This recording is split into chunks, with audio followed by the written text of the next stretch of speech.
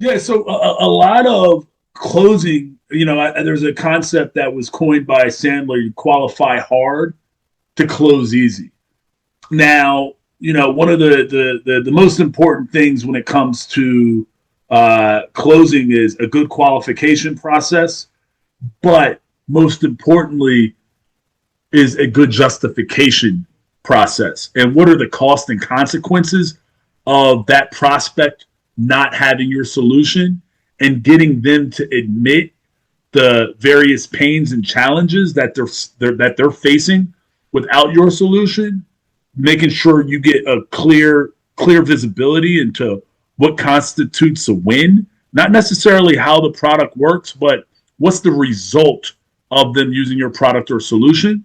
And then once you have a clear problem definition, win definition, really competing against them not doing anything at all, right? Really competing against the cost of no decision, and making sure you're doing a good job of articulating what's at risk if they don't do anything.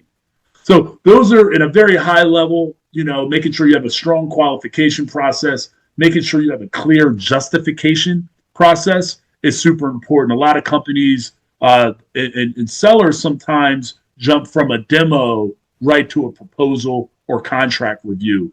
We typically encourage our customers to do what's called a business justification step, which is a living document that has their logo and letterhead, and it's a narrative as to what problem are we solving, what are the options that they've explored, what do they get in return, what's the return, what do they get in return for doing this, what's the cost of waiting.